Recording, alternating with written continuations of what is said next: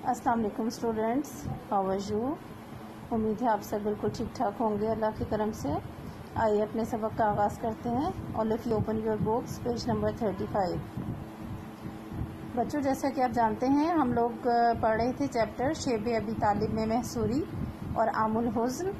और ये मैंने आपको जैसे कि प्रीवियस लेसन में बताया था कि ये दो अहम वाक़यात हैं। शेब अबी तालिब में महसूरी एक अलग वाक़या है और आमुल हुज़्न, लेकिन क्योंकि ये सीक्वेंस से एक ही वक्त में आगे पीछे वाक़यात रूनुमा हुए तो एक ही चैप्टर में आपको बताए गए हैं। और शेब अबी तालिब में महसूरी के हवाले से सारी तफसील हम प्रीवियस लेसन में पढ़ चुके हैं कि किस तरह कुफ़ार ने सख्त दुश्मनी की और उनका गुस्सा हद से बढ़ गया तो मुसलमानों से कतई ताल्लुक़ का फ़ैसला किया।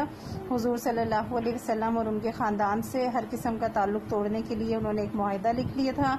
उसके पॉइंट सारे यहाँ लिखे हुए हैं। उन्होंने जो फ़ैसला किया फिर वो उस हुज़ूर सल्लल्लाहु अलैहि वसल्लम के जो चचा थे अबू तालिब, उन्होंने सोचा कि ये अब इतनी दुश्मनी में हद से ज़्यादा बढ़ गए हैं तो बेहतर है हम किसी ऐसी जगह चले जाएं जहां हम इनसे महफूज रह सकें। और उनके मशवरे पर जो उनकी अपनी प्रॉपर्टी थी, एक घाटी जो उनकी अपनी मिल्कियत थी, इसीलिए उसका नाम शेब अबी तालिब था, शेब घाटी को कहते हैं।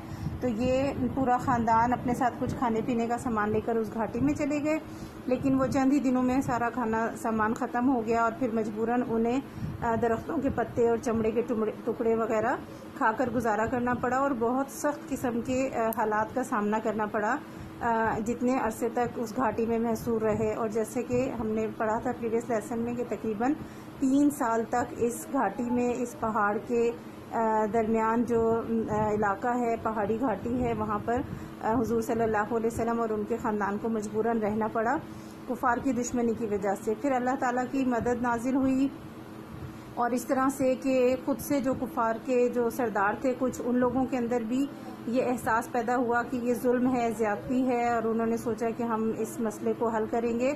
और इसके साथ साथ अल्लाह की तरफ से ऐसा हुआ कि जो मुआहिदा लिख कर खाना काबा में लटकाया गया था उसको दीमक लग गई और उस सारी जो सारे पॉइंट्स लिखे गए थे कतई ताल्लुक़ के, वो सारा का सारा जो है वो दीमक खा गई और उस मुआहिदे पर सिर्फ अल्लाह ताला का नाम बाकी रह गया। और इस तरह से वो मुआहिदा खुद ब खुद ख़त्म हो गया और हुज़ूर सल्लल्लाहु अलैहि वसल्लम और उनका पूरा ख़ानदान जो है वो दोबारा से मक्का में वापस आ गए और ये 3 साल तक उस घाटी में रहे। ये पूरा वाक़या था शेब अबी तालिब में महसूरी का।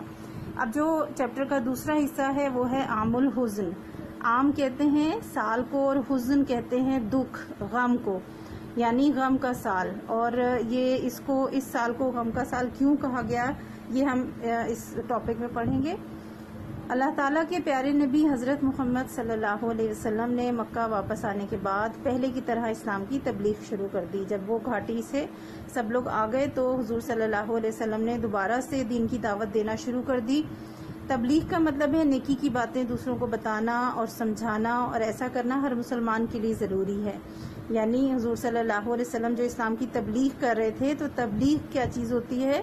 तबलीग होती है नेकी की बातें, दीन की बातें, अच्छाई की बातें लोगों को बताना, उनको समझाना। और हुज़ूर सल्लल्लाहु अलैहि वसल्लम ने अपने दौर में ये तबलीग की और उनके बाद तमाम मुसलमानों के लिए लाजिम है कि वो नेकी की बातें और दीन की बातें दूसरों को पहुँचाएँ। इस काम को तबलीग करना कहते हैं। आप सल्लल्लाहु अलैहि वसल्लम अपने साथियों समेत 10 सन नबवी में शेब अबी तालिब से बाहर आए। 10 ईयर जो कौन सा था साल 10वीं नबूवत के 10वें साल। और जैसे कि हमने पढ़ा था कि वो कब उस घाटी में गए थे, यहाँ ऊपर आपने पढ़ा था प्रीवियस लेसन में 7 मुहर्रम 7 सन नबवी को, यानी इस्लामी जो महीने हैं उसमें जो सबसे पहला महीना है मुहर्रम, और मुहर्रम की 7 तारीख को और नबूवत के 7वें साल हुज़ूर सल्लल्लाहु अलैहि वसल्लम और उनका ख़ानदान जो है वो इस घाटी में चला गया था। और उस वक्त के बाद जो है नबूवत के 10वें साल वो लोग उस घाटी से वापस आए। तो ये 3 साल का अरसा बन गया जो वो उस घाटी के अंदर रहे। ये साल आप सल्लल्लाहु अलैहि वसल्लम के लिए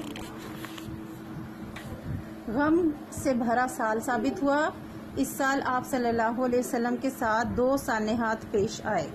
یہ جو سال تھا، ایک تو ہم نے یہ دیکھا کہ گھاٹی میں رہتے ہوئے بھی کچھ وقت گزرا اور بہت سخت وقت تھا، لیکن اس سال جو 10ویں سال واپس آئے حضور صلی اللہ علیہ وسلم، تو اس سال حضور صلی اللہ علیہ وسلم کے ساتھ 2 سانحات پیش آئے۔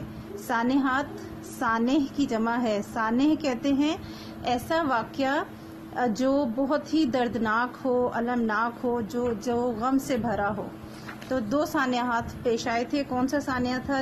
جن کی وجہ سے آپ صلی اللہ علیہ وسلم نے اس سال کو عام الحزن یعنی غم کا سال کہا کرتے تھے حضور صلی اللہ علیہ وسلم۔ اور یہ دونوں سانحے کون کون سے تھے؟ سب سے پہلا سانحہ آپ صلی اللہ علیہ وسلم کے چچا حضرت ابو طالب کی وفات کا تھا۔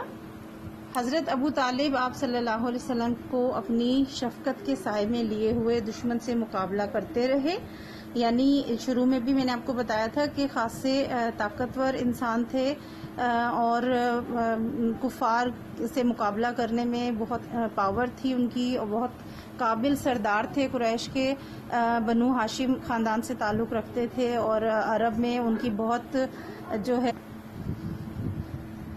مکہ میں حضرت ابو طالب کی بہت جو اہمیت تھی، بہت زیادہ جو ہے پاورفل انسان سمجھے جاتے تھے۔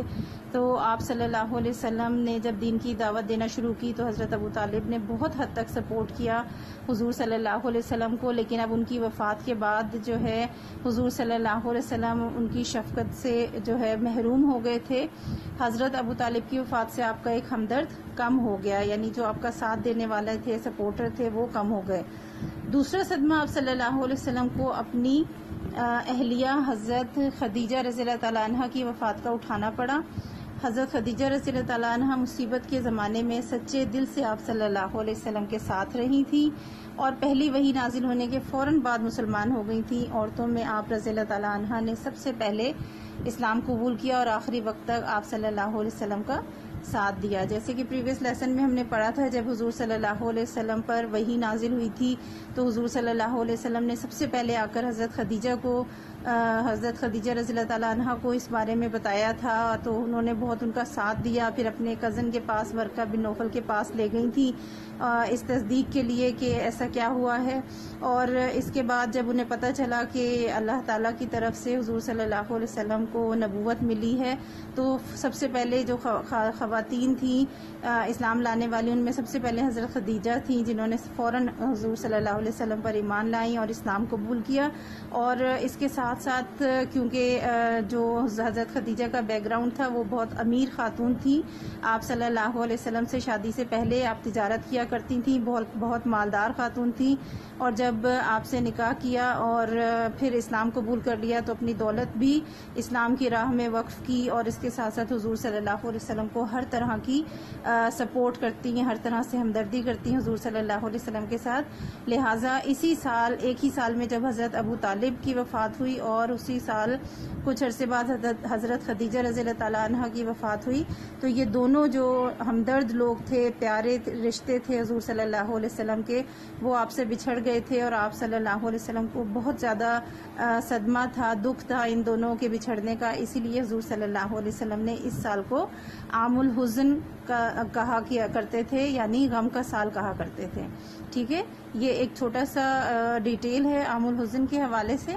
آپ کا چیپٹر ختم ہو گیا ہے۔ ایکسرسائز دیکھ لیتے ہیں۔ کفار نے مسلمانوں کے ساتھ قطع تعلق کا فیصلہ کیوں کیا؟ یہ سٹارٹنگ میں ہم نے پڑھا تھا، یہ میں نے اس کا نوٹ بنا لیا ہے، میں آپ کو کروا دیتی ہوں۔ حضرت حمزہ رضی اللہ تعالیٰ عنہ اور حضرت عمر رضی اللہ تعالیٰ عنہ کے ایمان لانے کے بعد کافروں کی دشمنی اور غصہ اور بڑھ گیا۔ ایک دن غصے میں آ کر قریش کے سرداروں نے اسلام کا راستہ روکنے کے لیے مسلمانوں کے ساتھ قطع تعلق کا فیصلہ کیا۔ چھوٹا سا آنسر ہے، اور جو ہم نے پریویس لیسن میں پڑھ لیا ہے وہی اس کا چھوٹا سا نوٹ میں نے آپ کو بنا دیا ہے۔ سیکنڈ کوشچن ہے، قریش کے سرداروں نے جو معاہدہ کیا تھا اس کے نکات لکھیں۔ یہ بھی آپ کا بک میں ہم پڑھ چکے ہیں، یہ نکات میں نے آپ کو لکھ دی ہیں، پوائنٹس کی صورت میں آپ لکھیں گے۔ قریش کے سرداروں نے جو معاہدہ کیا تھا اس کے نکات درج ذیل ہیں۔ نمبر 1، حضور صلی اللہ علیہ وسلم اور آپ کے خاندان والوں سے بول چال بند کر دی جائے گی، یعنی کوئی بات نہیں کرے گا آپ کے خاندان سے اور آپ صلی اللہ علیہ وسلم سے۔ نمبر 2، کوئی ان سے کسی قسم کا لین دین نہیں رکھے گا۔ نمبر 3، ان سے ملے گا نہیں۔ نمبر 4، ان سے رشتہ نہیں کرے گا۔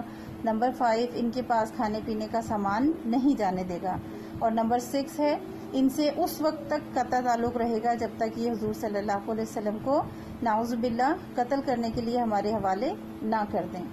تو یہ سارا معاہدہ تھا، اور اس کو لکھ کر انہوں نے خانہ کعبہ میں لٹکا دیا تھا کہ حضور صلی اللہ علیہ وسلم اور ان کے خاندان والوں سے تعلق ہر طرح سے ختم کر دیا جائے۔ ٹھیک ہے جی، آج کے لیے آپ کی یہ 2 کوسچنس ہیں، آپ نے کرنے ہیں یہ، اور ریمیننگ ایکسرسائز جو ہے وہ میں اگلے لیکچر میں آپ کو کرواؤں گی۔ ٹھیک ہے، اللہ حافظ۔